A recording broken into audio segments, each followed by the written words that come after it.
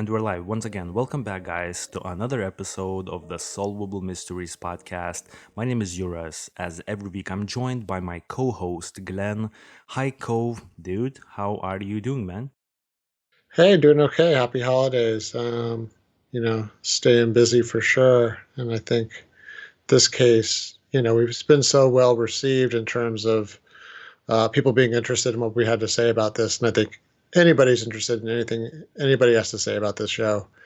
I think it's a good chance for us to get back to a higher level of detail about this specific case. Right, so we're talking once again about the Delphi murders. Two things I want to clarify before we go for the people who have seen our first episode on this case, which was our last episode number 75.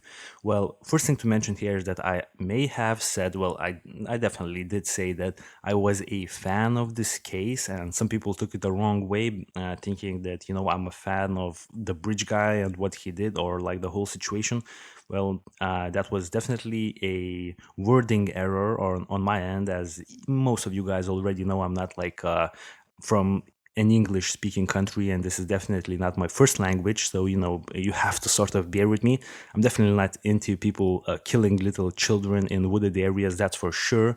And then the second thing I want to mention is the fact that on first episode, we had we had a whole bunch of technical difficulties that miraculously you probably can't tell from that sort of from that episode last week, because things like pieces just sort of fell into place where we could sort of mask everything. So yeah, that's another reason why we're coming back here, because I would say we sort of botched the episode just a little bit, you know what I mean, just a Yeah, we little had bit. like everything go wrong, and then my voice. I mean, thank you for everybody who listened to the episode. And by the way, it's our best, most listened to episode by far, at least for the time period. But yeah, my voice was just raw. I've been doing a bunch of voiceover work that week, and now I think I have to redo all that voiceover work because it didn't sound too great on the show. So I'm hoping that I'll sound a little better. And I know that I talked a lot too. So boy, maybe the guy whose voice was all worn out shouldn't have talked so much. I'm looking at me. So I think I'm gonna try to be more of a sharer on this episode and make sure that you get a chance to really give this case the attention it deserves, and the play-by-play it deserves. Okay, dude. So I think without wasting any more time, I think we should get right into it. So the first thing we want to clarify that we talked about on the first week, I think we didn't get into it too much. That would be the actual timeline. So let me just go through the timeline. I have the most important facts on the timeline. I don't think I've set up the timeline as well as I should have on the first episode. So let me just do it. So basically, on Monday, February 13th, 2017, at around 1:45 in the afternoon, Libby's sister Kelsey German dropped the two girls, which were Abby and Libby, off at Manon High Bridge Trail in Delphi, Indiana. The girls walked the trail from their drop-off point towards the opposite end of the bridge. It is an approximate, almost like a mile walk that they did. At 2:07 that afternoon, Libby posted that Snapchat photo of Abby walking on the opposite end of the bridge. Now, when I was talking about this particular Snapchat, I did have one commenter on our YouTube channel sort of really giving me like a good sort of viewpoint as to, where the bridge guy was coming from. He could have been potentially coming from in front of them, passing them and turning around. I will address all of these facts shortly, but I just want to get through the timeline first. Now, at 3 p.m., a family member arrived to pick up the girls. The family member could not locate them, so they were joined shortly by other members of the family to assist, with no success. I want to stop here for 1 second. Now, I searched for a little bit, I didn't find their meeting spot. Now, I will be jumping right now to the Google Earth once again, so everyone who's watching this podcast on our YouTube channel could definitely come to the Google Earth for the visuals. I do have this entrance point, the same entrance point to the trail where Kelsey, Libby's sister, dropped off the girls at 1:30, right? So I believe at 3 p.m., so an hour and a half later, they were supposed to meet up with someone. I don't have the information where they were supposed to meet. I'm still assuming they were supposed to meet at the same point where the girls were dropped off because I didn't find any information, and I don't think they were supposed to meet at the end of the trail. So that's the only like little detail that I really wanted to figure out. I couldn't, unfortunately. Did you have any input on that while I checked the further details? No, I'm going along with what you're saying. I think just especially having listened to the interviews from Libby's sister, Kelsey, it does just sound like it was just the simplest, explanation that they were gonna, do a round trip. Exactly. So at 5:30 p.m., so let's remember 2.5 hours later, when the girls go missing, a call was made to the authorities to report the girls lost or missing on Manon High Bridge Trail. I want to stop here for 1 second, and I think I will ask for your input here as well. The family spent around 2.5 hours searching for the girls by themselves. Initially, I thought that it's a little bit too long of a time period before they call law enforcement, but then again, I was thinking about it. I think it's reasonable. I definitely think it's reasonable given the fact that this was a very low crime area at that point.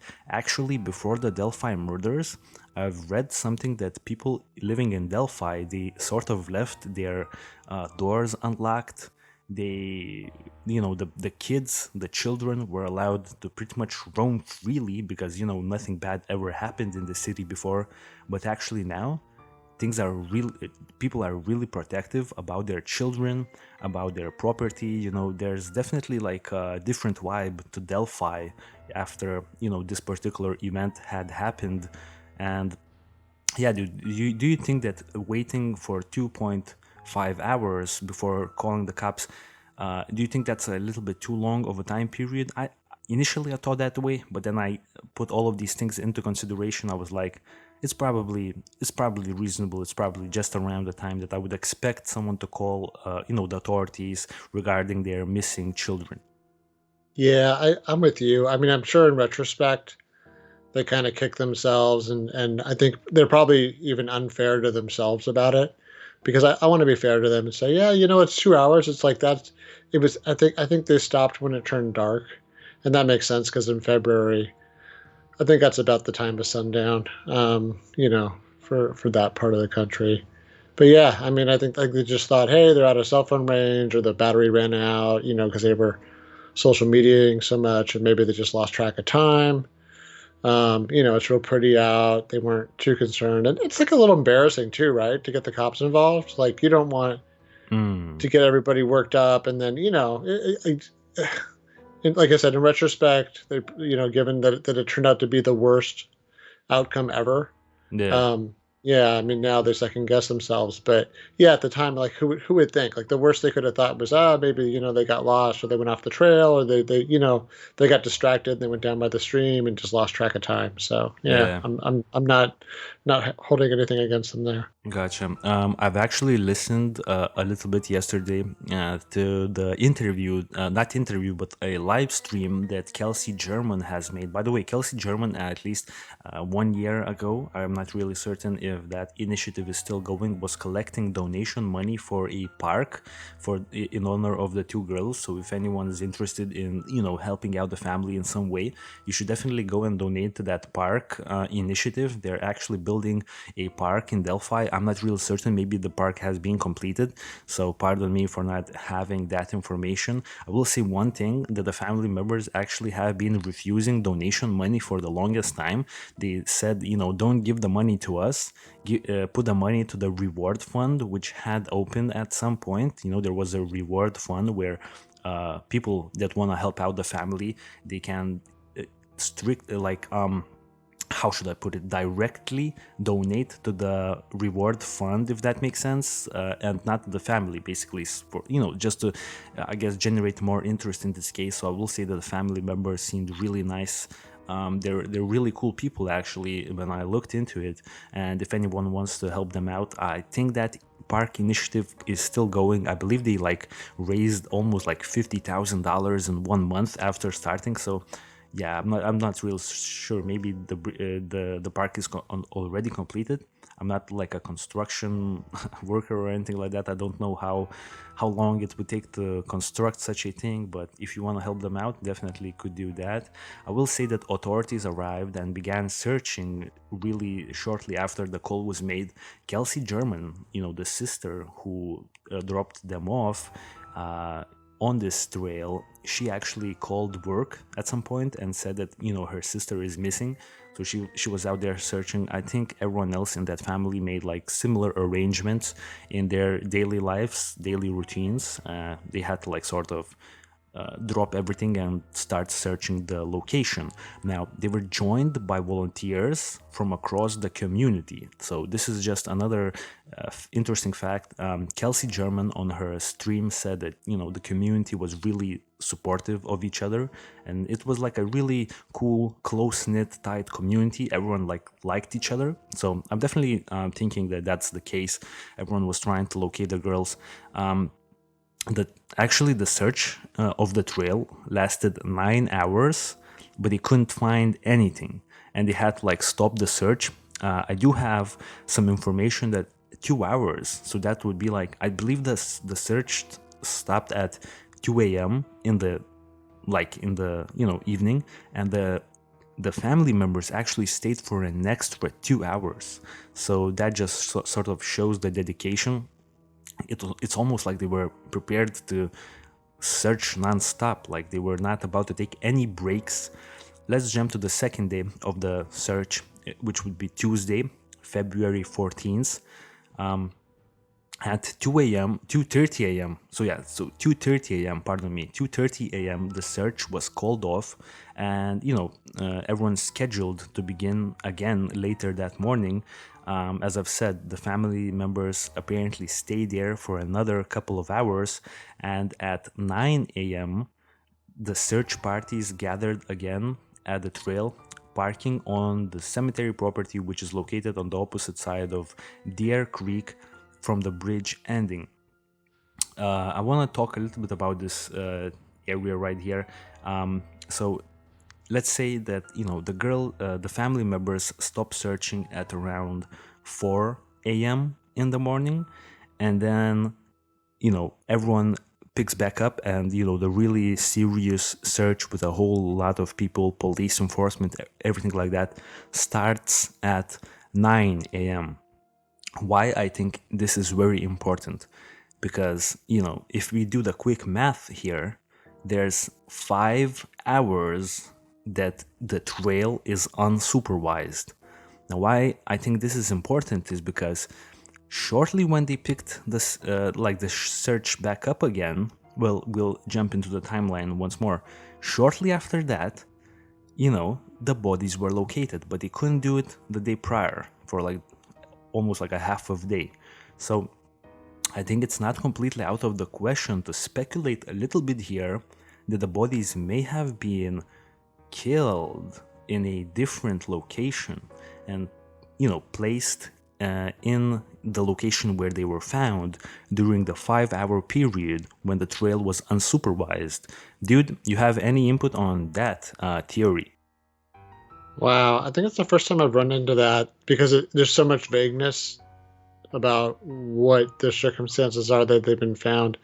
It's interesting. I keep on thinking about the logistics and then what kind of evidence a killer or someone involved in a conspiracy for a killing, what they would leave, like the footprints. How do like both of those girls, you figure they weigh, I don't know, what do you think, 100, 110, 120 pounds at the most. Yeah. Just seems like a lot to carry. It's like, wow. I mean, if someone did do that, they must have nerves of steel because they have, there's all those people around, and the chances of being discovered, unless that's what they want, you know what I mean? Like that kind of risk. It just seems so risky. Dude, it would definitely correlate with the fact that, some people think that a person, the culprit, bridge guy, was apparently in the search as well. So, maybe if that was the case, the bridge guy could potentially look at, what's happening with the search.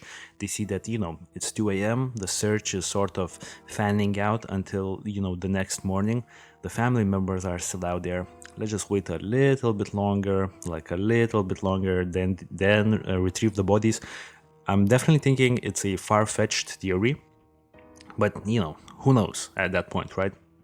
So I think we should continue on in the timeline. So at around noon of February 14th, the search came to an end when the bodies of two young females were discovered in the woods near the creek. Let's jump back to the Google Earth a little bit. I have the bodies being found here. I would think I will want a little bit of your input here, dude, as well. If you could like sort of check the Google Earth also. So remember, this is the area where the suspect is on camera and things like that, right?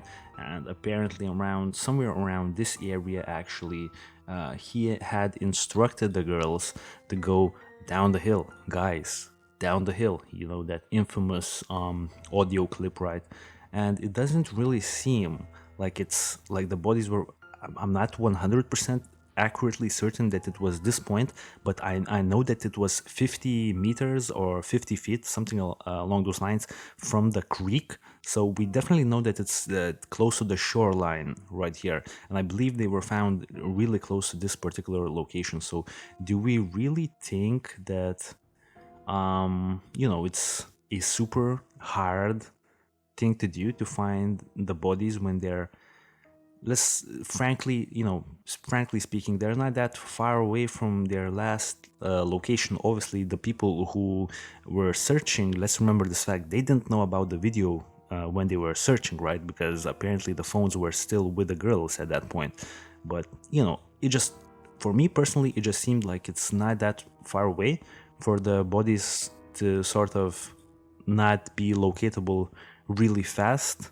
But that could just be me, because when we're looking at the Google Earth right now, I'm thinking the first thing that the police would be looking into is actually this particular area, if you can see on the Google Earth, because these are like the more I guess farmland areas and things like that, and sort of the whole tree line area, the whole wooded forest area sort of really picks back up in the northern direction, in the northeastern direction.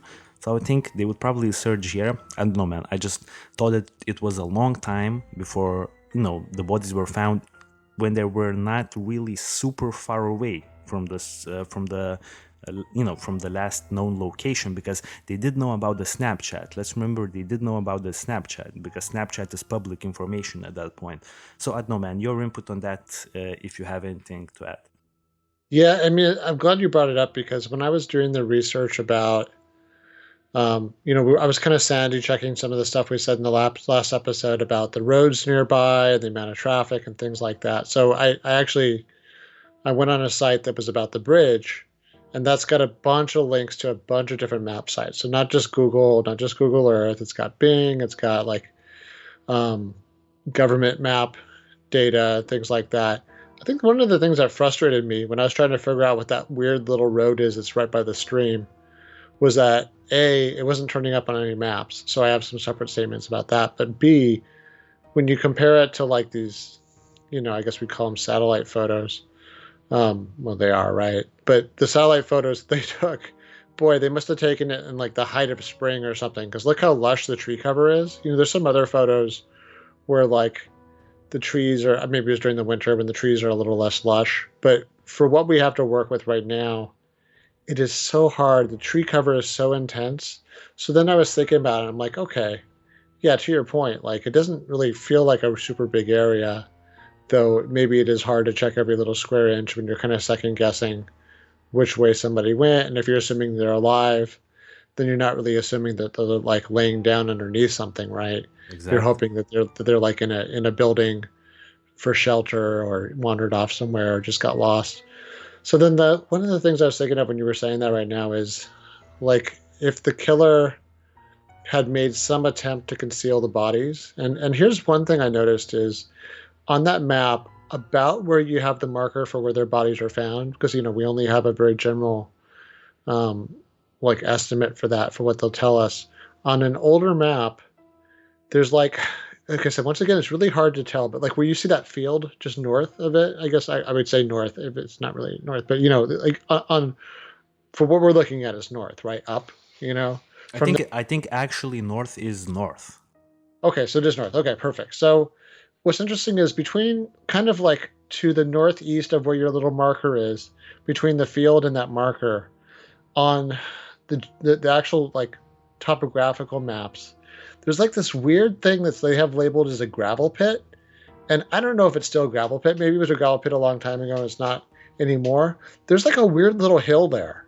You can't see it, right? Oh, Because yeah. from what we're seeing, so like that's part of like, I mean, I'm not saying that's where it happened, but what I'm saying is there's aspects of this that are not readily obvious to us. I guess they're not super obvious to us because we can't really see the underlying like topography of the land on this map. There's some other maps you can look at, which maybe we'll take a look at next week when we go over suspects. But yeah, it's pretty interesting to think that like it's it seems so maddening that it would be so hard to find them, having looked at this place for 2 days. But yeah, I can't help but think like maybe there's just a whole bunch of trees that time of year, and if there's a bunch of leaves and cover on the ground and branches, and this person made some kind of attempt to conceal. Um, you know what I Yeah. mean? Especially given that we have some evidence, at least that's one thing we know, is it feels like at least one piece of clothing had gone loose. Well, maybe that's evidence that something happened and somebody was dragged to some other place, and so, like in this case, it's a shoe that came loose. Right. Um, yeah, so maybe that's why. So maybe the killer did make some attempt Right. uh, to conceal it. And this the other thing before we continue is, you mentioned how long they went. I mean, oh, what a nightmare! They pulled like an all nighter, right? Just looking. I mean, what a nightmarish. You know what I mean? Like it's almost like a fever dream or something. Like one of Dude, those crazy. horrible dreams that goes on and on and on. Like just the pain does not stop, and like what's going through your head, because it doesn't make sense, right? It's like here's two teenagers. They're not little kids. They're not wandering under the freeway somewhere. They're like practically adults, right? Where did they go? Like where could they be? They didn't. This is some safe town that had a reputation for being a safe town, and like now two teenagers are missing. What the hell's going on here? Exactly. I mean, now that you put it, I actually thought to myself what that would feel like. I don't really can't even comprehend, the feeling that the family members may potentially have been feeling on the same day. That's definitely a dark thing to think about. I want to finish up the timeline before we jump into some other details that we didn't mention on our first episode of the Delphi murders case. Is let's jump one day in advance to February 15th. One day after the girls are located at 10 a.m. The announcement that autopsies were completed came with authorities stating that they would not be sharing any information from the autopsies about the suspects or about how the bodies were found. We definitely will talk about more about these things in this podcast, because I do have points that I have for both of these facts. I have points that I want to discuss a little bit later on, shortly after I'm finished with the timeline. At 3 p.m. on the same day, a conference was held by the authorities, and they confirmed that the bodies were found at Manon High Bridge Trail, and the bodies were those of Liberty German, who was 14, and Abigail Williams, who was 13. So I think at this point, like the whole media world, like everyone around the world, was starting to hear about this case, because I remember hearing about this case when it actually first happened, and I wasn't into like true crime, missing people, sort of mysteries like that. Like when in 2017, I wasn't into it as much as I am right now, but I heard about it, because everyone sort of knew about this case. At least where everyone who I know pretty much knew about this case. My brother knew about this case. We're like, this is a crazy thing. Well, we found out, I guess, a little bit after the fact when the visual assets, the audio and the video, the picture, the still picture was released. The video was released like 2 years later. So continuing on in the timeline, on the third day, of their disappearance on February 15th, on 7 p.m., authorities actually released a photo of a person of interest, but at that point, they did not name him as a suspect. Now, this picture is of Bridge Guy, who was walking the trail at that point.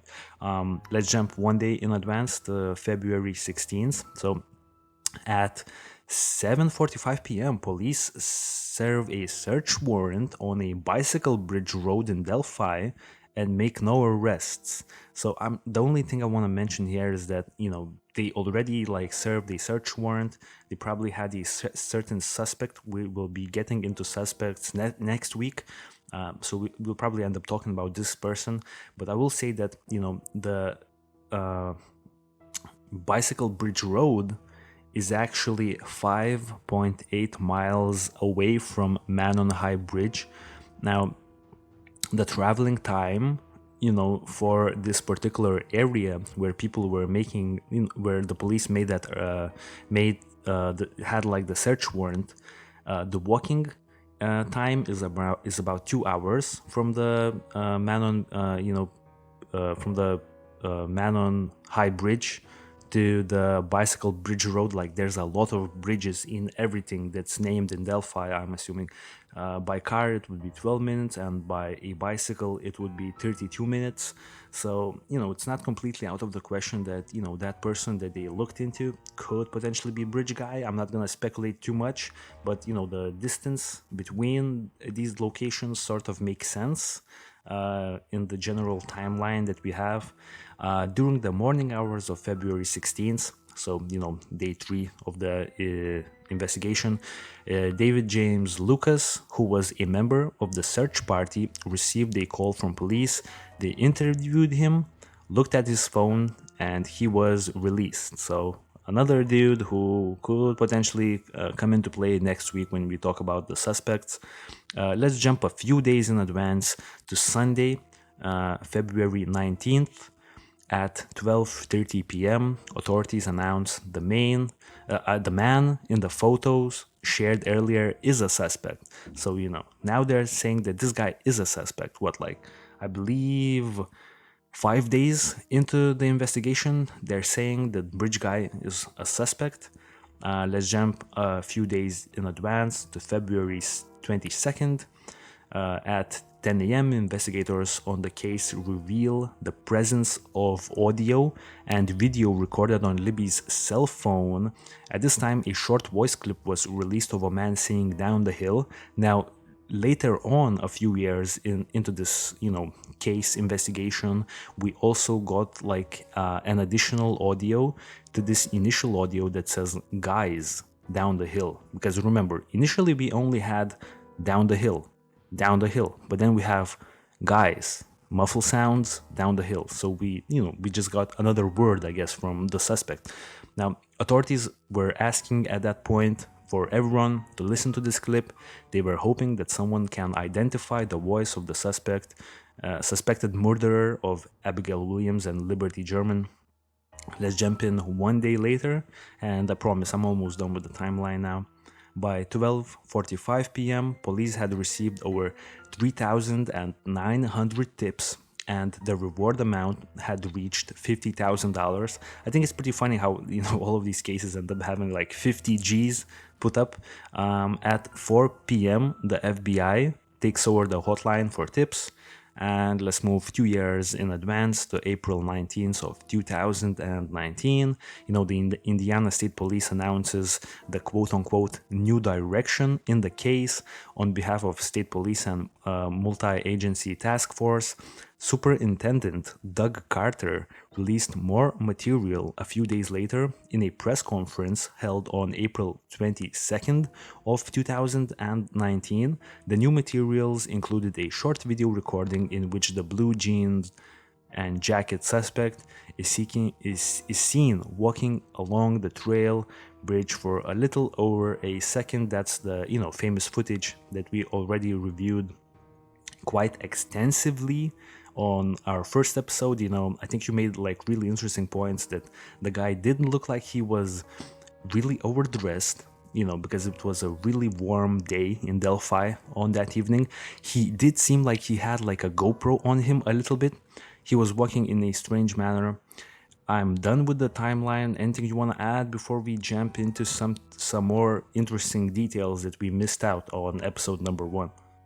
No, I think that's a good summary. That definitely makes me feel better about what we had basically introed last week. I think this week we really laid it all out chronologically.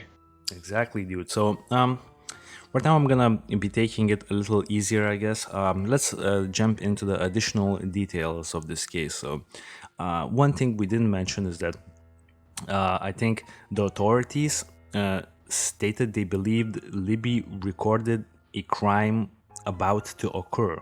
Now, that's something I think was really interesting, because this would sort of lead us to think that authorities are holding some really significant information on that video, because another detail, the video that we have the audio clip from, and I'm assuming the picture as well as the bridge guy walking for a little over a second. The entirety of that video is 6 minutes, according to my information. 6 minutes. We only have visuals for about 1 second and audio for about 2 seconds. But, the entirety of it is 6 minutes. Authorities are saying they believe Liberty recorded a crime about to occur. Doesn't this make you think that there's something significant? Because for me personally, looking at that 1 second of bridge guy walking and hearing guys down the bridge, it doesn't necessarily lead me to believe that Liberty decided to record this because she thought that a crime was about to happen. Don't you think that there could be something more here that we don't know? It's interesting. Well, so give me a sense of what you're aiming at. Yeah, so I'm thinking, when they start recording the bridge guy walking, right? And as you can, from the visual assets that we have, when we think that Liberty is sort of turning to the side, that's why I sort of argued on episode 1.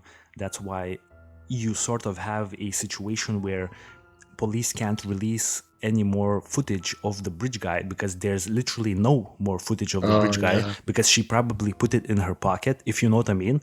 Could there yeah. potentially be something more on that video that sort of suggests to us that police know more about it, and that's why this additional information that the police know but we don't, sort of makes the police think that that Liberty was actually recording a crime about to occur?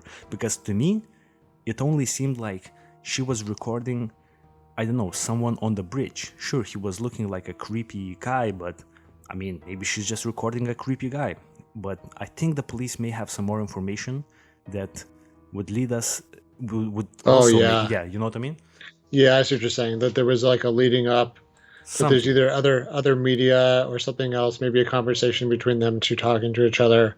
Abby and Libby, like saying, "Oh, this weird guy keeps kind of Exactly, coming dude. after." The one thing I'll just give you my sense. So I'm a big camera person. I love taking my cameras and my videos, and I'm like an amateur photographer. And I think one thing I get frustrated when I take a because I'm so used to using like kind of like my DSLRs, my semi pro cameras, that when you have to use the lens like on your camera, on your camera phone, under your smartphone, like it's sort of underwhelming. I mean, they do a really good job now with a lot of phones, but like I guess what I'm saying is, it seems like he's awfully close. You know what I mean? Like he's not, like they let this guy get pretty close, so I can't help but think, I don't know, that either they felt trapped, because part of me is like, look, both of these young ladies were athletic, right? They're in good shape. They did team sports.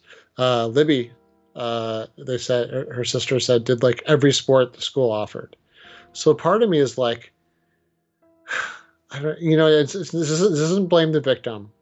at all, because it's like it's really easy to sit back and say, oh, coulda, woulda, shoulda. Part of me is like, gosh, if they'd known, I'm sure if they'd known what was going to happen that day, what the worst case scenario was, I'm sure that they could have just opened it up with the running, and just no matter where you go, surely two young ladies in the best shape of their lives can outrun some broken down old man, right? I mean, you would think, Exactly, right? Like I'm exactly. sure I'm sure a teenage girl could probably outrun me in my 40s. Maybe not. I don't know. Maybe not over the short run, but over the long run, could probably run a. I don't know. It's hard to tell, but it seems so strange to me. So then I guess the next thing you have here on the script, though, I didn't know about. So that's this. I think this is the next part that kind of puts chills down my spine. That you have right here, right after the stuff Yeah, you were talking about. should Yeah. I should I yeah, Yeah, okay. yeah. Let's unleash it. Okay, dude, because yeah, this is crazy, dude. Someone who claims to have heard the audio said the girls screamed immediately after being ordered to go down the hill. So, that's one of the, not completely 100% verified details that I have, but dude, what do you think if that is the case, that the girls start screaming after the guy finishes saying, down the hill? Dude, what the hell does the whole scene look like? Yeah, like what?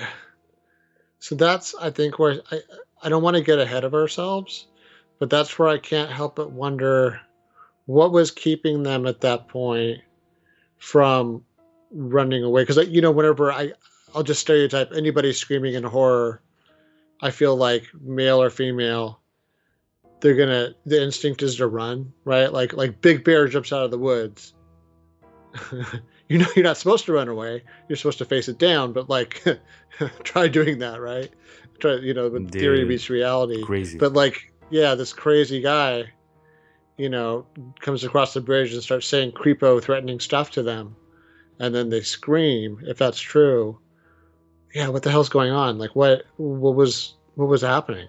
I Like think what was the threat? Yeah, I think, the reason why they may have not ran, and I saw this online a lot, and I do agree with it to some degree, is that Bridge Guy potentially pistol whipped them. You know what I mean? I think at that point, you don't run, but do you start screaming also? Maybe the screams, if they did occur, maybe they were not like screams of, let's say, uh, like a watching like a scary movie, and like a jump scare is occurring. Oh yeah. It's not that type of a scream, but it's more like a anxiety like sort of noises, Uh, if you know what I mean. Actually, no, that makes sense. So I guess here's the one thing that does make sense to me then, since they're such good friends. I mean, if it was two people that didn't really know each other that well, I could see like one person bailing on the other. You know what I mean? Like if it was just two people that maybe just knew each other from class and they're going on like oh, we got to go do a homework assignment on the bridge, right? So we're gonna walk, and then like maybe one person would be like, oh well, I can outrun you. So like as much as it sucks, like I'm gonna go get help, and maybe you're gonna take the brunt. But since they're like super best friends, who had just spent the whole night, doing art together. By the way, that was the part that broke my heart when I heard that the night before they'd spent the whole night doing like art and doing like really wholesome things, and we're spending a wholesome day together with this really good friendship. Maybe all it took was him like basically unleashing violence on one of them, and then the other person felt like they had to either for the sake of their friend, Yeah. they had to try to cooperate and see if they could like both survive this. And unfortunately, that was like the leverage he needed to get both of them, you know, someplace. Right, exactly. Maybe he had pistol whipped them and ordered them to like sort of tie their hands or something like that, which make them somewhat immobile.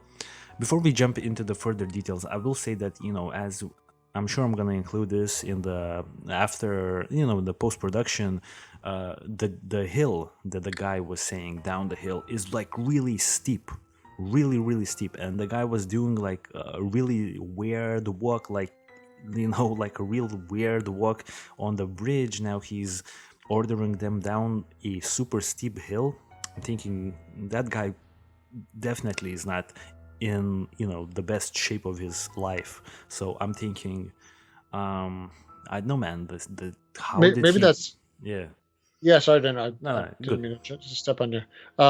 Yeah, maybe that's the whole point though. Maybe that's what makes it easier. So like maybe that's if he thought about this ahead of time or had kind of planned something like this in his head if he ever was going to do this.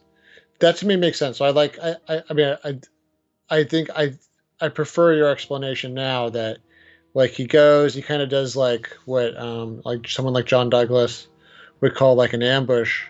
It's not like a traditional ambush, like he wasn't hidden, but maybe they didn't expect him to suddenly lash out. So maybe all of a sudden he's like, wham! I would say he would probably, if I were to guess, he probably hit Libby because she was the bigger one and seemed like the more dominant one.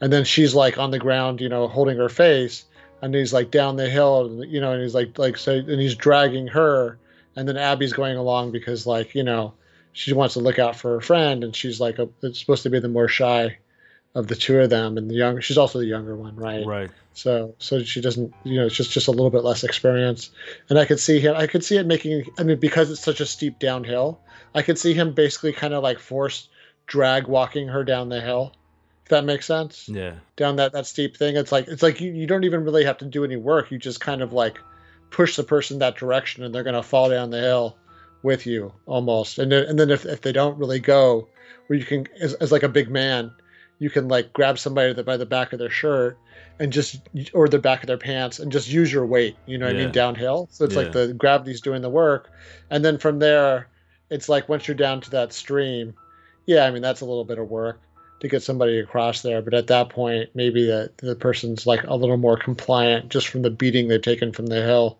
It's pretty grim stuff, I know, everybody. Like this isn't something I relish just describing, but if we're really going to think about the mechanics of how something like this happened, unfortunately, sometimes we have to be a little bit, let's say, graphic about the realities of how somebody in the kind of the true crime genre just figuring out like how do you solve this mystery, because it is baffling given what we know, Yeah. yet we know it happened, so it had to happen some way, right? Exactly. Exactly. One of the other additional details I want to add in here that at 2:30 a.m., on the first day, the search was stopped due to darkness and cold weather conditions. So, the temperature was reported on, the day when the girls were missing from as high as 43 Fahrenheit, which is 6 Celsius, to as low as 27 Fahrenheit, which is minus 3 Celsius, which is like freezing conditions. It's for February, middle America. I would sort of think it's still pretty warm. So I don't know, man. That's another detail. I don't really have any information on the weather. Like I don't have any opinions on the Yeah, inform. that Yeah, sounds right. So to me, I think like I bet you because it was sunny and clear and no wind, yeah, like I'm betting for people. I mean, don't get me wrong. Like here in Los Angeles, 43 degrees, like that's the worst. That's the worst winter ever gets here during the day, by far. Like it doesn't like yeah, realistically, it never gets below that. At night, it might get into the 30s, but yeah, but for like I think like in the Midwest and up north, they're like you, dude. They're used to like they can go outside in like the 40s and 50s with the short sleeve shirts on because they're used to like the winter. They get real winter like yeah, you do. They're yeah. not like here in Los Angeles where we basically have two seasons all year. Yeah. Also, at the time that authorities left the scene, shutting down the formal search. Oh, yeah. I think I mentioned this fact that for 5 hours the bridge trail was actually unsupervised, and who knows what could have happened in the scene during those 5 hours. I also wanna talk a little bit about that sunrise was at 7:41 a.m. So just a little information that for around an hour and 20 minutes the trail was unsupervised during daytime. I don't know what that could mean. I don't really want to get into it because it's just like complete speculation at this point. But something for our audience to think that the out of those 5 hours when the trail was unsupervised, for 1 hour and 20 minutes, the trail was unsupervised during daytime. So it's not like It was daytime for, I don't know what that would mean. Now we have a little bit of we have a point that we want to discuss that I named, do we for 100% believe that the bridge guy did the killings? I think you want to mention some facts about, do we believe that the bridge guy, just initially I want to mention that yes, I do believe that bridge guy did it, but I guess our motivation for why we think the bridge guy probably did it, right?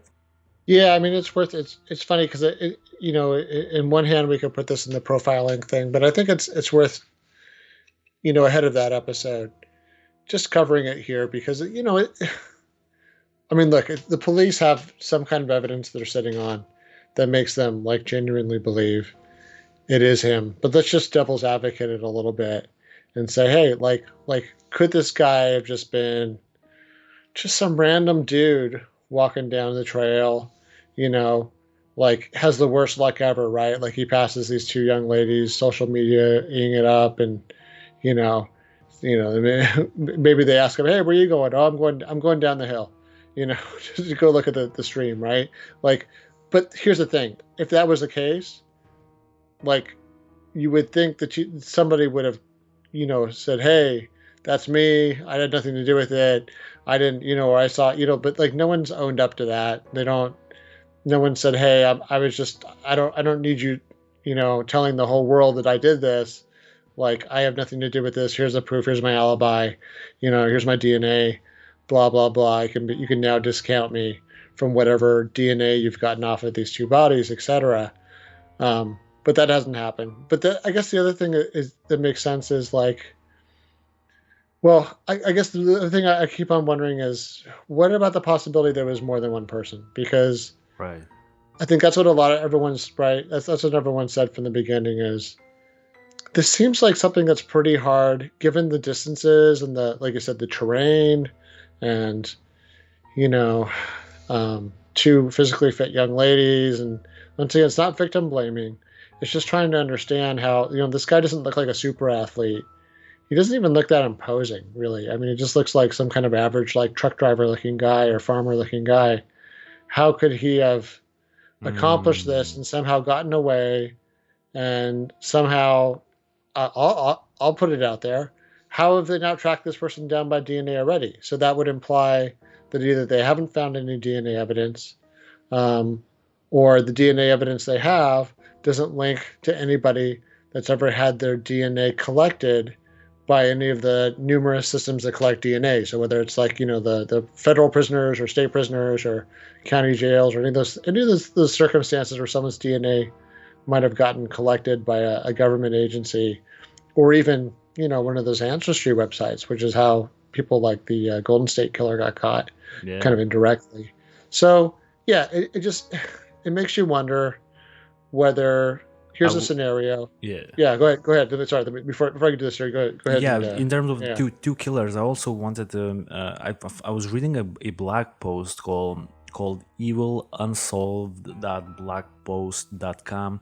It's actually I really like that blog post. It has some good ideas in it, and there was some speculation regarding the possibility of there being two killers. So I just want to quickly read a section of that blog post. So one of the killers would obviously be the lead in the crime, with the other being his quote unquote henchman, so to speak.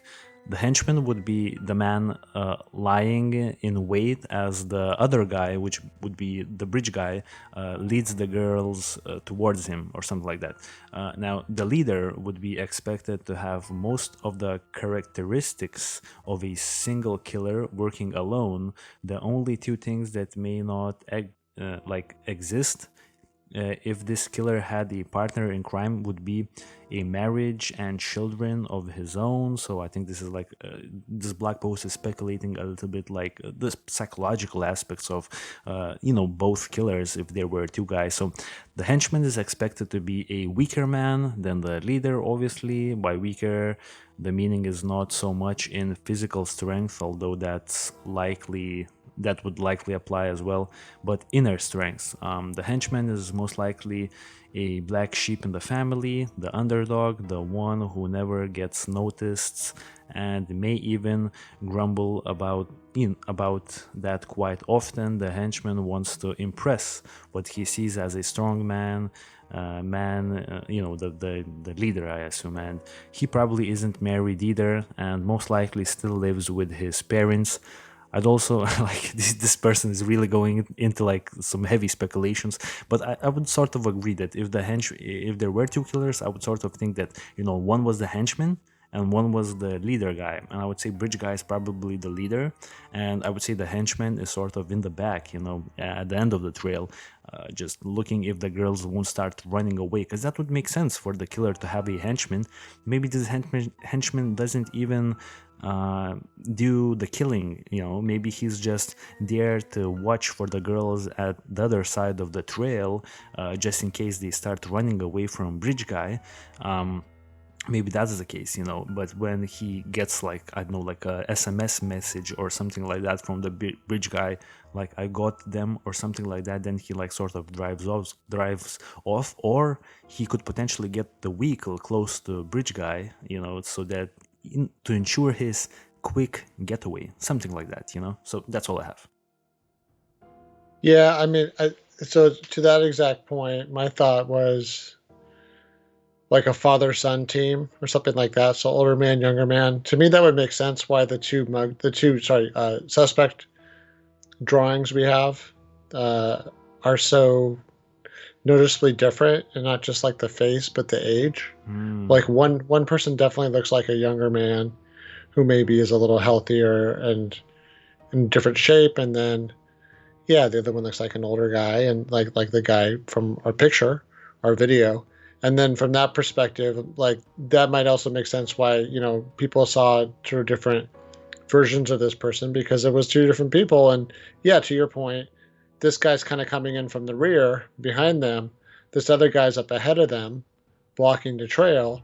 So maybe that's why they can't run away, because there is like a faster, stronger person literally ready to intercept them. So then what can they do? They can only go to the side, right? So like Yeah. maybe you pick the wrong direction, right? You pick downhill, not knowing that like, oh, they've been planning for that. They've got that whole part scoped out. Yeah, it's a lot of stuff about that makes sense to me, but it doesn't seem like the authorities are very keen on that theory. The other thing I keep wondering is, bridge guy, working alone or not, did he have his cell phone turned off? Because I mean, on one hand, it is good to know that there's only two cell towers, so maybe that makes it harder to see like whose phones were. Maybe that's the problem, is like you literally have the whole town's phones pinging those two towers for that whole period of time, so you can't really like find anybody that doesn't like stick out. You know what I mean? So someone that doesn't belong, because there's just too much ambient traffic past those two cell towers, so you can't like triangulate. But it seems odd to me that in this day and age, and this is only 3 years ago, you and I cover cases that are like 10, 20, 30, 40 years sometimes or longer. This is a really recent case.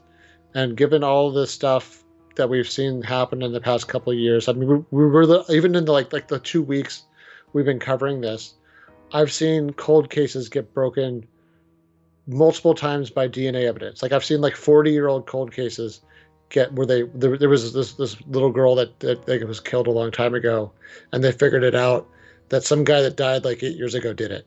And Gotcha. they figured that out with DNA. So it's like, how can they not figure out this part? But okay. So with that being said, let's say, let's just accept the explanation that Bridge Guy did it. Well, like, how did he plan ahead of time for these killings? Like, what was the thought? No, here's, I'll let you just jump into it, I guess. Yeah, so Yeah. basically, it's a perfect lead into whether or not the bridge guy was planning these killings ahead of time. That's another interesting point I want to sort of discuss on the show. Now, I will say that I remember you saying on our first episode, episode 75, on this case. I think you've mentioned that he was, sort of dressed, and you sort of got the feel that he was hunting for people because it was, hunting season, I guess, in the area, and people were, like the normal people were like just, going out there to hunt, I guess, animals because that's what they do there. But this person was apparently going hunting people. Like, I know that GoPro and things like that would make sense. I do have a few points I want to get through here.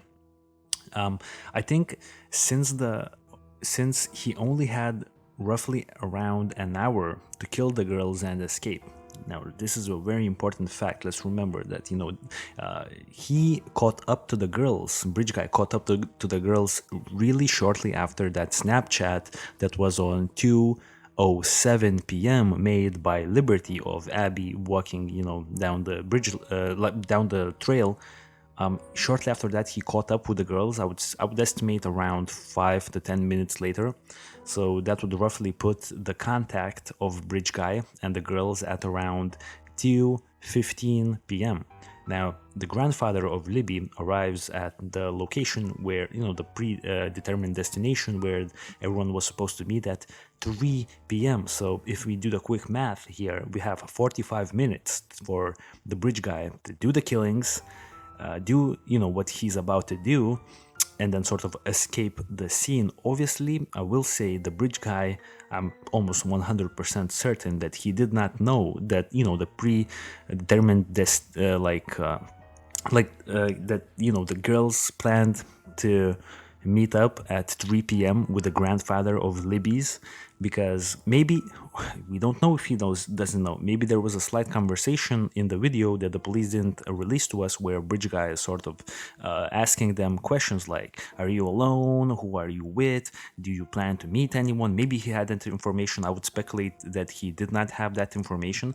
So, nevertheless, whether or not he had that information or he hadn't, he still had 45 minutes to escape the scene before people started looking for him. Well, initially for 2.5 hours, only the family members, which is sort of not that strong of a search force. But then, things really picked up. So I'm thinking, if he escaped so fast, I think he definitely had a pre-planned plan here. And why I say that? Well, him leading them towards a certain area, and then the searchers not being able to locate the bodies until the next day, to me personally, that suggests that he had a pre-planned destination where he was going to kill the girls. Because I want to jump back into the Google Earth right now a little bit.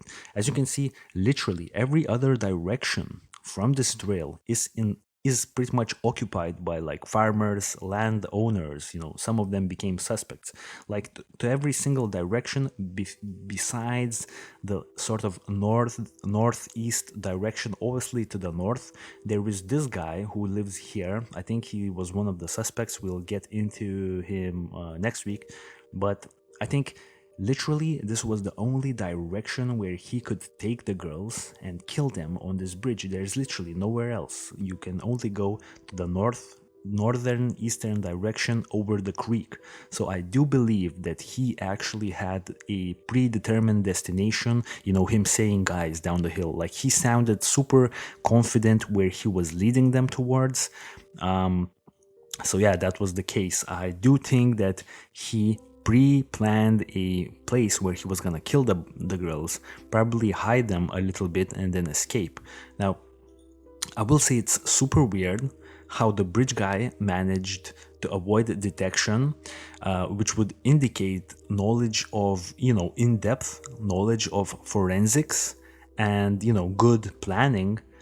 But then he manages to leave Liberty's phone with him on the video recording. Well, I will say it's probably because, I will speculate, he definitely did not know about the video being made while the contact with the girls was happening, because it wouldn't really make sense to leave the phone otherwise. I think what happened there is he knew about the phones.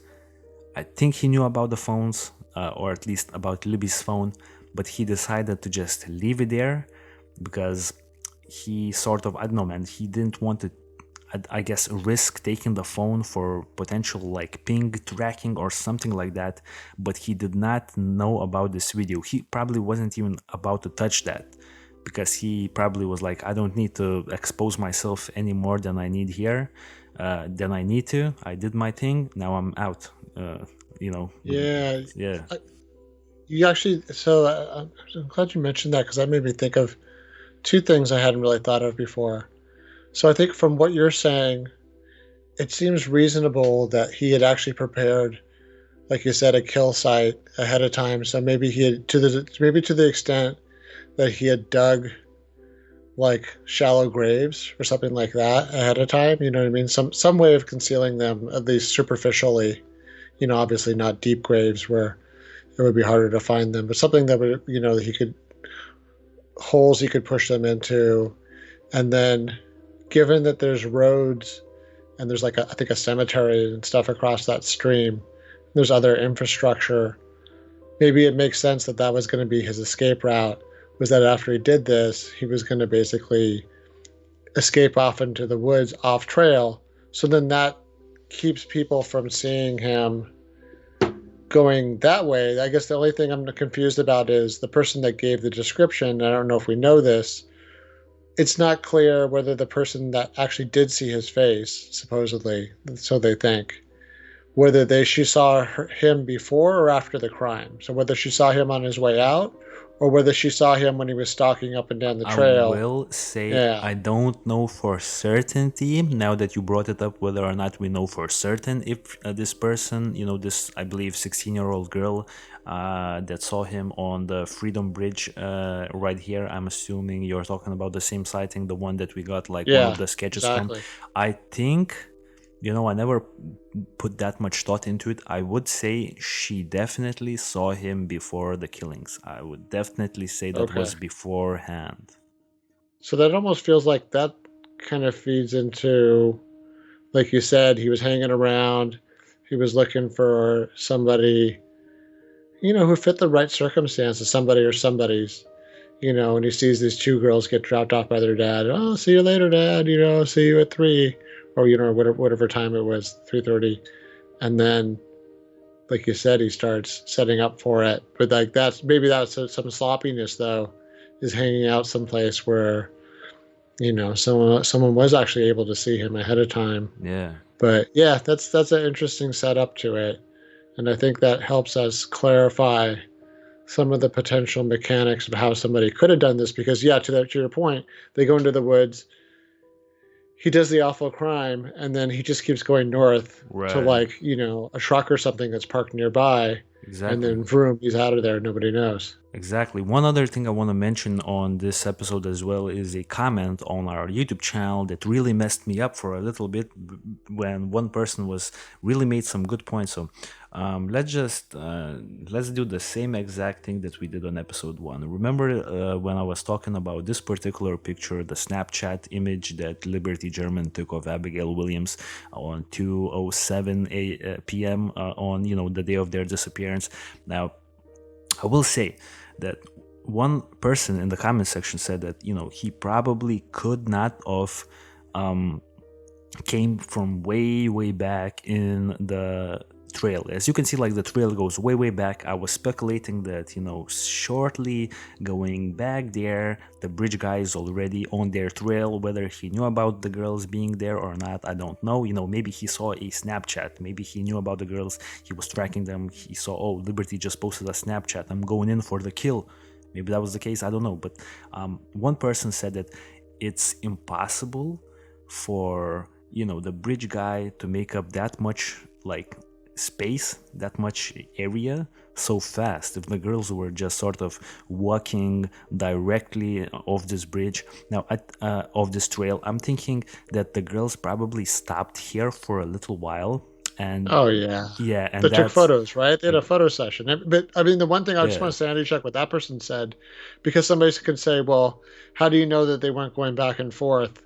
I'm just like, if like the way behind her, let's just surmise that the way behind her is pointing sort of like north, um, kind of northwest. The sun looks like it's on the the right side of her face. You see what I'm saying? Like the Yeah. sun's on the right side of her face. The shadow's kind of on the front and left side of her face. Yeah. It's, 2 something in the afternoon. So the sun, rises in the east, sets in the west.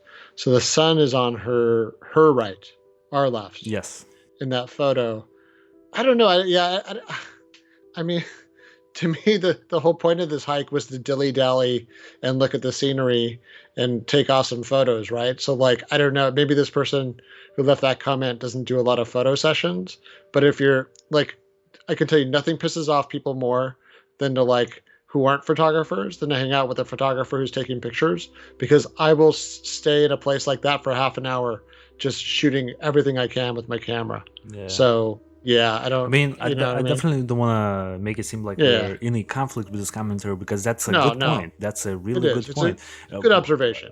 Good observation. Now, what he also said, that his theory is that actually from this particular image that we see, the Snapchat, the bridge guy was apparently walking from the other side. He passes them and then turns around. At first, I was right after we did the show, right, and I was reading the comments, and I saw the comment. At first, I didn't understand what the reasoning for this comment was. Like, what was the reasoning for the comment? Like, I didn't understand the logic of it, but now I do understand the logic of it, and I think it's definitely not out of the question. Maybe the bridge guy was coming from another direction. Now, what sort of is like a hole in this theory is that we actually do have that sighting of bridge guy from Freedom Bridge right here. So it would that I strongly believe happened before the killings. So that would sort of lead us to think that he was walking down this area, down the trail. So it wouldn't really make sense for him to walk from this area and things like that. So that's a comment that I wanted to address.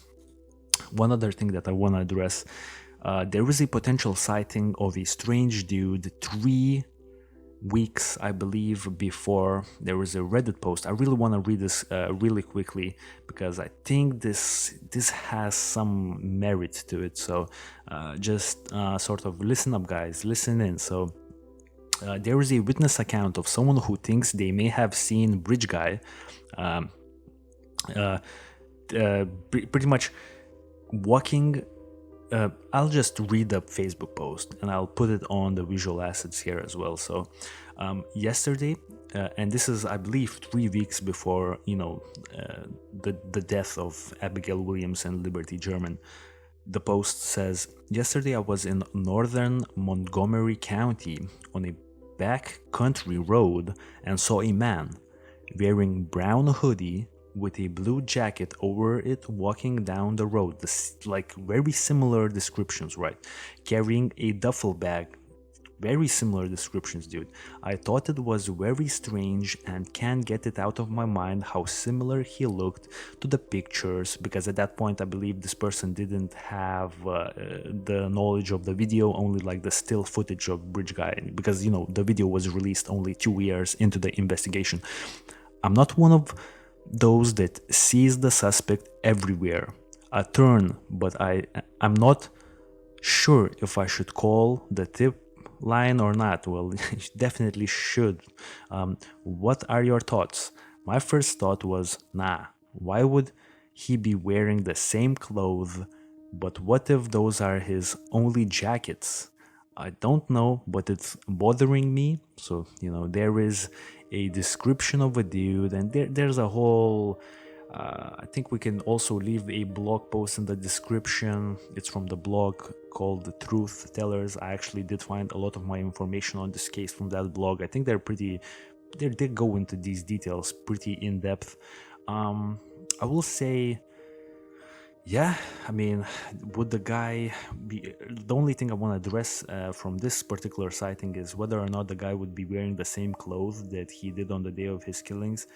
Well, maybe he was trying to kill someone for a whole bunch of time already. Maybe he was out there trying to, kill someone for like a month, 2 months. And he was just, it was part of his daily routine where he's like going for a walk because he potentially likes walks, which probably is not the case because he's all like messed up when he's trying to walk and things like that. He doesn't seem like a walker, but let's just say that he likes walking and things like that. Maybe he sees the girls and he's like, okay, this is the day. This is where I kill them. And now the blue jacket and the hoodie, they're getting burned. And now I need some new stalker clothes or something like that. Maybe he was wearing the same clothes, like going for walks for a while now, if you know what I mean. Does that make any sense, dude? Yeah, that makes sense. That outfit was totally burned at that point, both figuratively and literally. Yeah, that it was, you could not do that outfit anymore because it was tainted. Exactly, dude. So basically, we also have a little bit of information. I don't really know if you want to stop here for too long, but I think you want to talk a little bit about who found the bodies, because that's the question that I had like sort of put out there on episode 1. I didn't really find any information. You apparently have some information, so I'm just gonna let you take it away on that and a little bit. Yeah, so one of the, I think, pretty interesting, but also, I guess, touching pieces of information that Kelsey gives us is who found the body. So she wasn't able to tell us exactly who it was because I think that that's one of those facts that the police want to keep to themselves for now. But it was a friend of the family and his wife. And what happened was apparently they found a shoe first. So that's interesting because that means at least one article of clothing, if not more, was separated from the body, and there's some indication that maybe it was found in the stream or adjacent to the stream. I'm not clear on that, but you might have some detail on that later. But whatever it was, what happened was Kelsey was actually a little bit further away, and she heard people kind of yelling to each other, "Hey, we found a shoe," and it was X brand, whatever brand of shoe it was, and she knew right then, like her heart sank because she knew exactly what kind of shoes her sister wore. And, that was a pretty strong indication that something was very wrong. And then, like they found the bodies, and I guess, obviously everybody's crying and upset. So it must have been something visually that, was pretty striking. That something was very wrong. Let's put it that way. So I guess the bodies must have been in a state that it was pretty obvious that they were dead. Like you're not calling the ambulance. That, it's over at that point. And the other piece of data we know this because what happened was their bodies were found about half a mile from the bridge on a private property line. In fact, the person who owned the property is going to be the topic, one of kind of one of the people we're going to talk about next week. Now, I'll say ahead of time, because, it's very important that we be responsible. This person has not been named as a suspect. In fact, it sounds like they've been exonerated.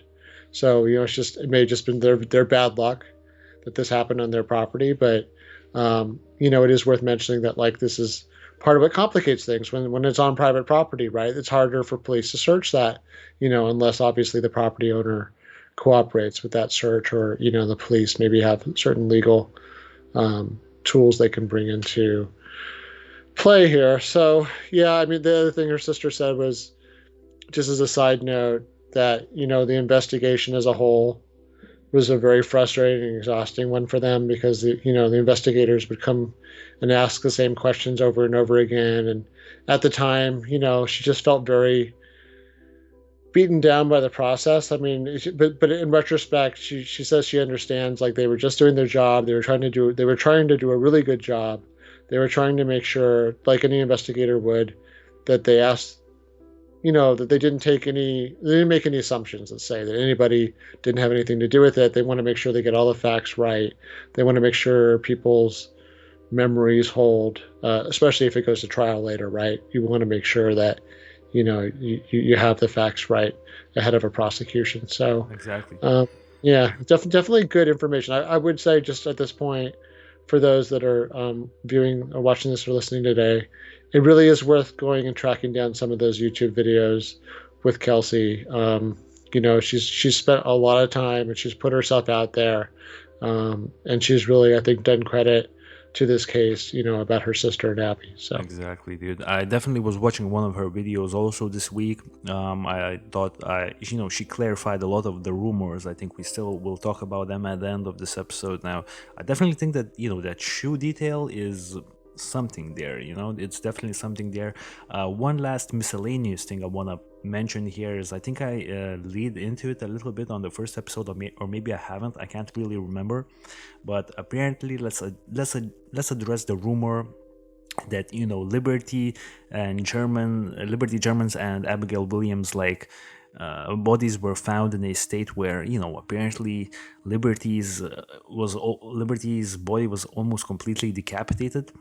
Let's address that fact because it's a grim thing to talk about, but we have to address it. Because it has some merit. If it was just some random Reddit theory, I don't think I would be talking about it that much. But now a man, David Erskine, was Abby's uncle. This man, David, was also out during the initial search for the girls. People are, talking about photos this person posted online.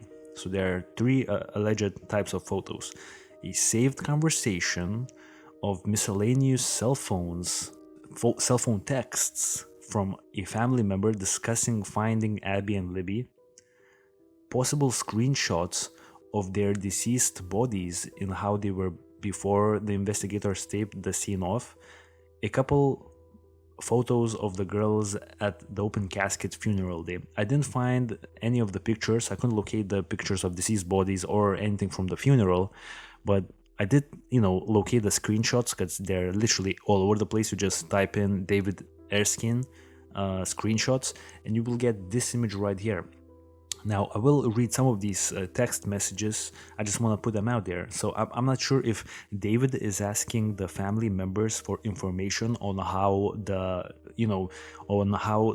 bodies were found, or vice versa. Is the family members asking for information? But so basically, this is how they go. So we have one text message saying, David, you told me you found the girls. I just want to confirm the second person with you was Iwan. Or Iwan, and the third was a lady. And then apparently David Erskine is saying, no, my sister's husband. And then we called two county deputies, Drew Yoder and Darren Ganosola. Definitely seems like, because there's allegation that these are faked, definitely seems fake to me. I will say this conversation definitely seems fake to me. Who starts a conversation with someone you already know by stating their name? Like David, then you told me you found the girls. Wouldn't you just type in, did you find the girls? Was it you who found the girls? You would not write, David, you told me you found the girls. Then David's response in depth about county deputies, Drew Yoder and Drain Ganosola, almost seems like setting something up. You know what I mean? I will let you add in others. Other messages are like, coroner's report stated everything was over by 3:30, no rape. Then I assume someone else says, I'm not sure if this is David or who is this at that point, but I was told the report was not released. Becky Patty, who apparently was, I believe, Abby's mother, told me the families have not been told whether they were raped or not. So, sure and knew what, yeah. So basically, I don't even want to get into, because this is so uncentralized, this is really all over the place. I will say one thing. We have to talk about one thing. Now, apparently one person asked, I don't know if it was David or not, one person asked, this is crazy. Libby was nude. Libby's top half was covered with leaves and sticks, almost like they were trying to cover her. Now I really have to zoom in here, but you said there was no rape. If there was no rape, there is no DNA. And then I believe David Erskine or someone else is replying, or David Erskine is asking for this reply, or vice versa. I don't know who's who in this conversation. Now the reply to this is, correct, I don't know why she was nude, but I read the coroner's report.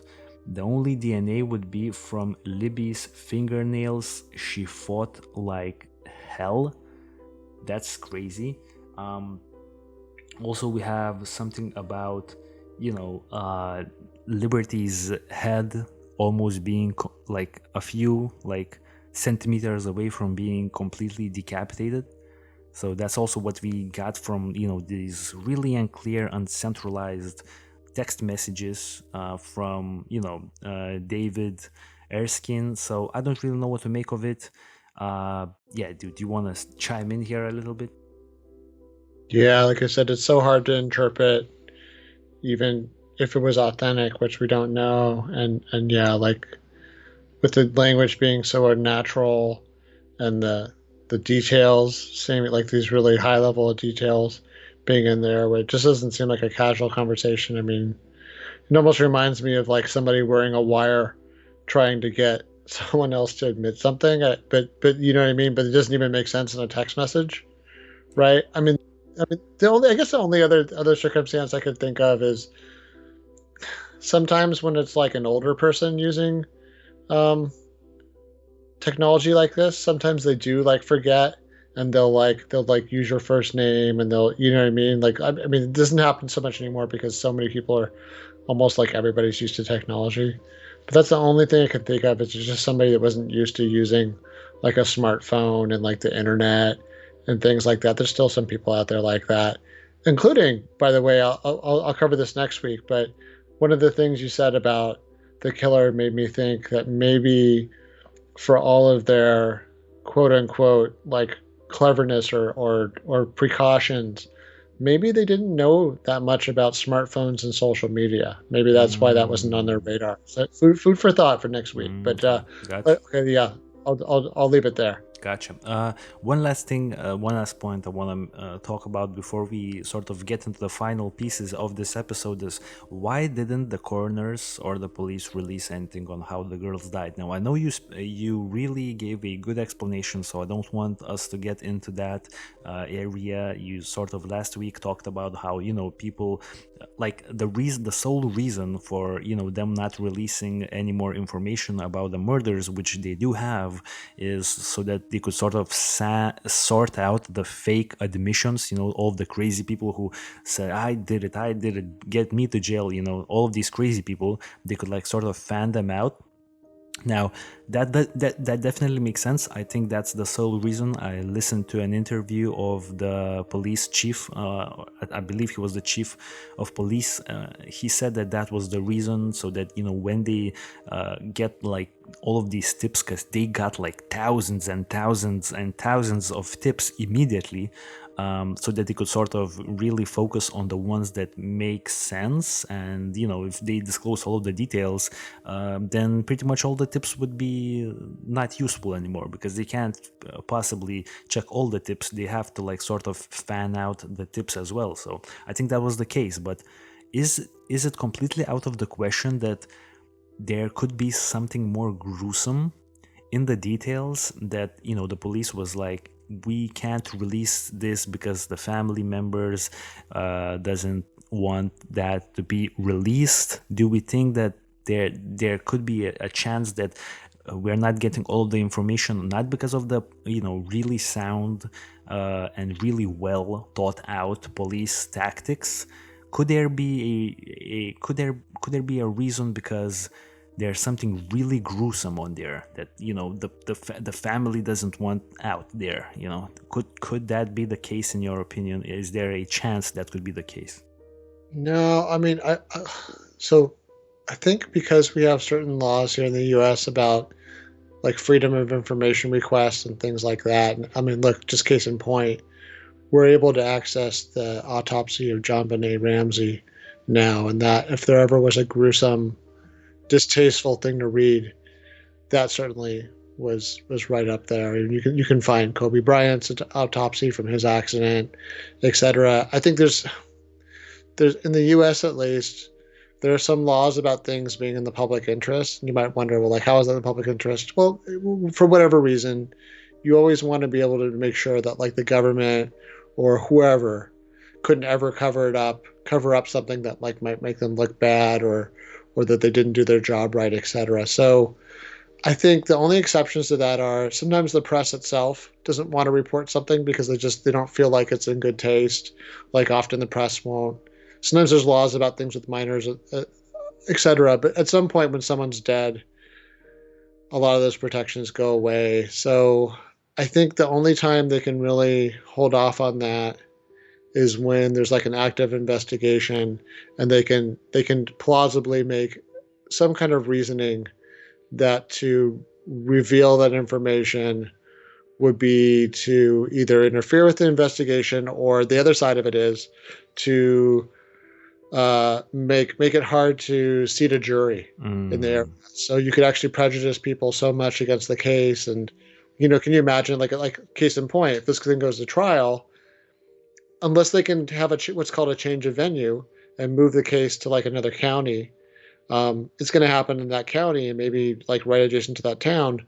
And that jury is going to be taken from like that town and maybe the neighboring towns. So anything that they hear in the news about the case ahead of time is going to maybe make it harder for whoever gets oh, taken to a trial, to get a fair trial. yes, Does that yes. make Actually, sense? Yeah. definitely, dude, definitely makes sense. I didn't think. Yeah, that definitely makes sense. Really, really glad you sorted that out.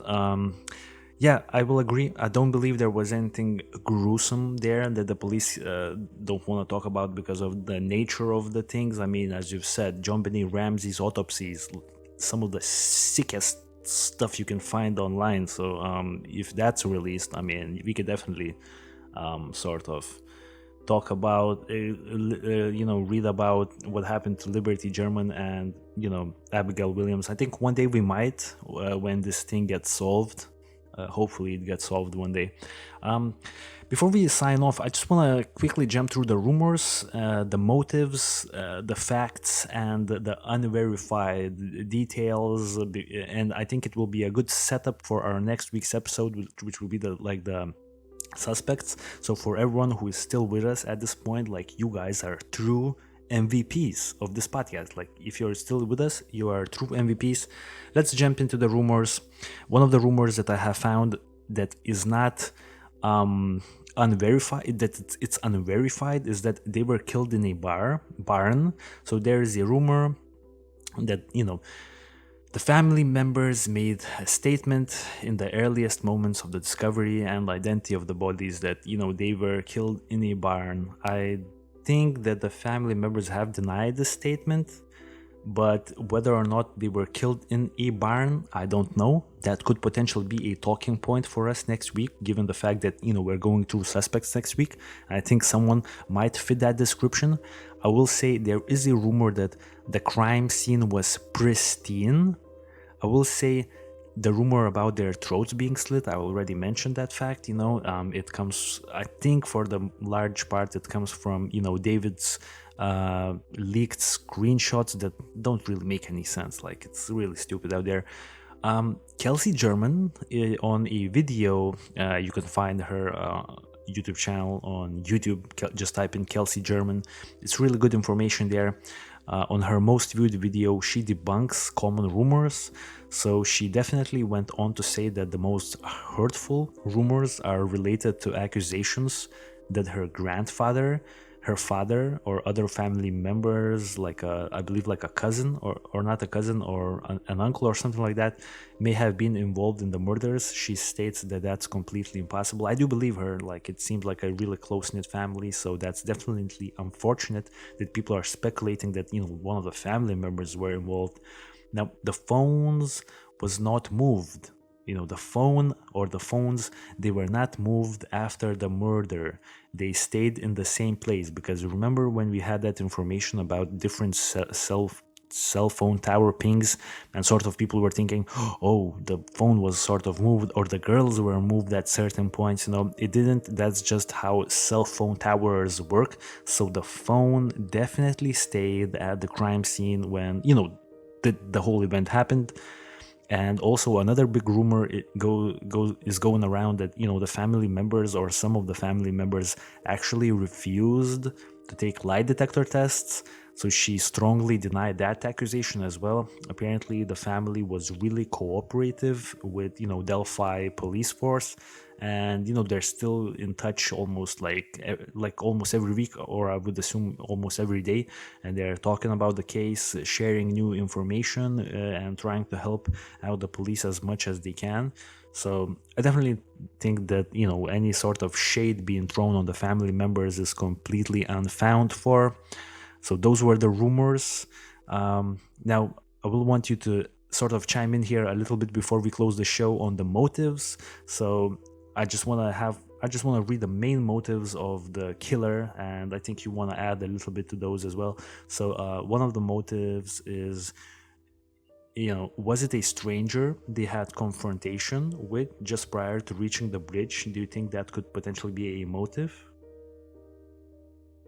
You know what? Yeah, I mean, before we started reviewing this case, I would have said, I don't know, but like, I mean, just case in point, one of the people we're going to talk about next week has actually done stuff like this, had crazy, angry, like altercations, maybe with weapons, with people on trails. And then given that other story you said from Reddit about, just random people who get angry way out of proportion, I've read this before.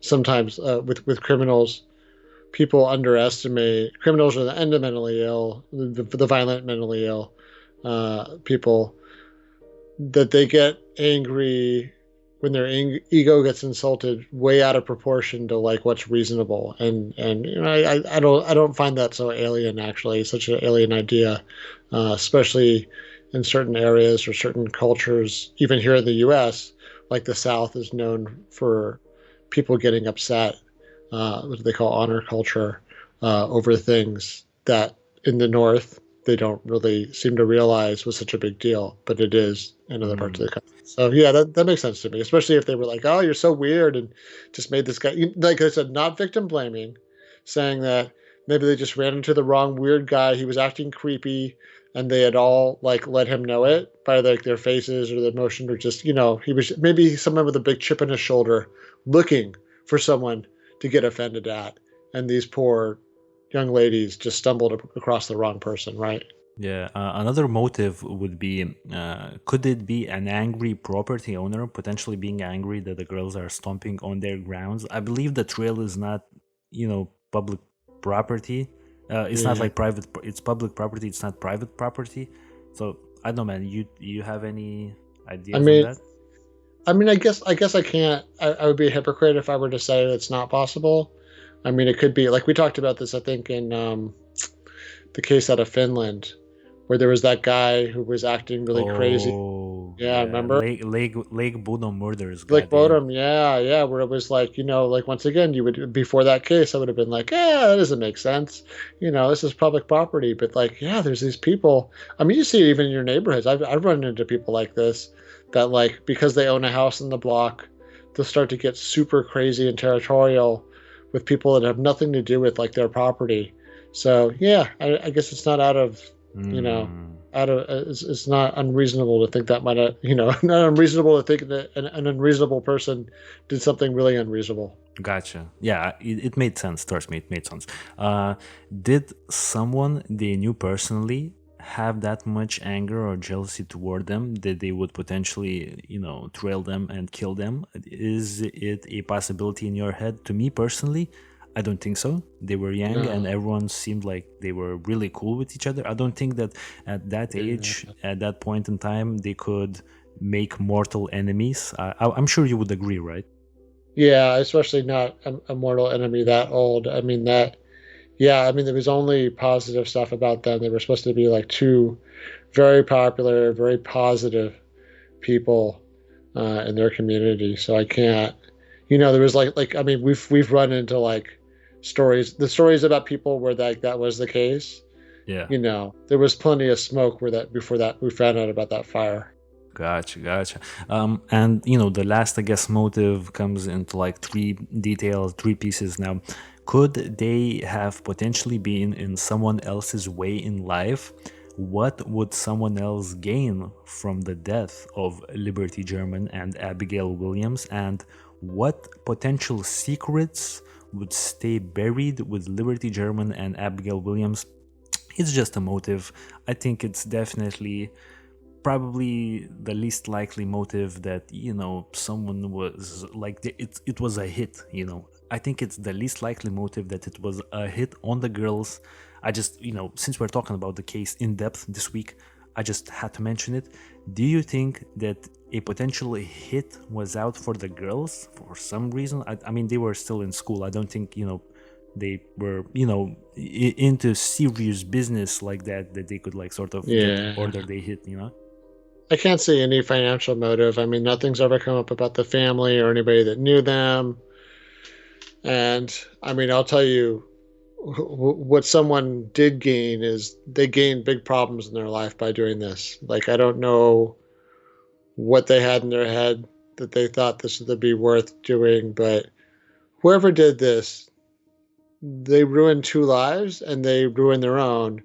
And I have the feeling this thing will get solved. And when it does, they are going to be paying for this in ways they didn't imagine. And just wait till they get to prison where the other prisoners find out what they did. They will not be able to be in general population. They will have to go under protective custody Yeah. if that's even extended to them. Oh yeah, someone does like believe me, like stuff like this. I mean, as bad as you know your kind of local state prisoners are, they don't, like they're not down with this. Someone who's down with stealing cars or doing robberies or other things, Yeah. they're not. This isn't considered like Nah. yeah. This This is is like th- breaking the rules. this guy is not allowed in GP if he like, or maybe he Yeah, is, but like he's not gonna survive in GP. I can tell you yeah. that. It's considered to be a medal of honor. To I want to make sure I put this the right way so we don't get flagged for content. For something to someone to do something to something like someone like this in prison is considered like you get like a basically a medal from the other prisoners Exactly. You for you doing that. you you go up in rank pretty much. Yeah, If you're a lifer, you don't care. yeah. If you got nothing to lose, this is a merit badge. Yeah, You know what I mean? exactly. To get rid of someone like this. you So you gain in life at that point. Now the other right. facts, this is the closing point here. Now I have facts that are factual at this point, that the attack is not on the recording or the video, so that's a fact.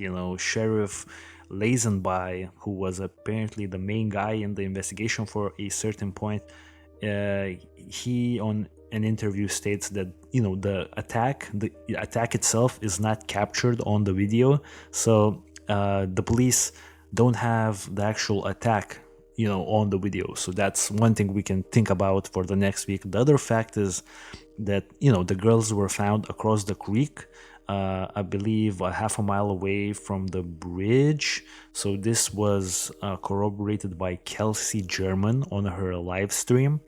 That's also a thing we can definitely say that it's factual. I guess the location is just about right, when just about the same area where we're talking about. So that's a fact. And also, Libby's phone pinged on two different towers, but this does not mean that the phones were moved. It doesn't mean that the girls or the phones were moved in all around the town or something like that. They all stayed in the same place. So the cell phone tower pings, they were definitely weird, but the police, as well as Kelsey German on her live stream, said that was not the case. The phone stayed in the same place where the girls were killed. And lastly, I think this will definitely play into to some degree to our next episode, is one very interesting unverified fact, and I definitely didn't find any verification, anyone officially denying it or approving of this information, is that Liberty's wounds were more extensive than Abby's. I do see the theme of this a lot in various, things on this case, like on the David's screenshots, where someone says to David, or David says to someone, can't really know. The person says that Liberty fought like hell. There's like There was a rumor that Liberty's fingers were cut off. That's denied by Kelsey German. So people were thinking that a garrote was being used to strangle the girls, and Liberty was trying to like put some weight, like move pressure from her neck, and the garrote like sort of cut her fingers off or something like that. That's completely false. That's being denied. So I just wanna. I think I need to mention this fact as well.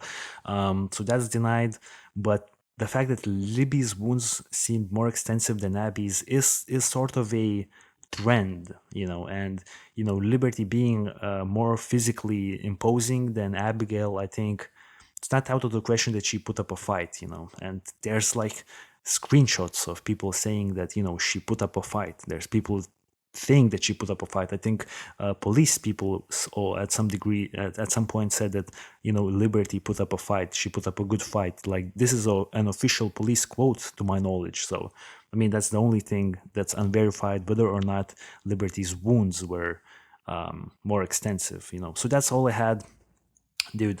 Any final finishing pieces before we sign out to the audience?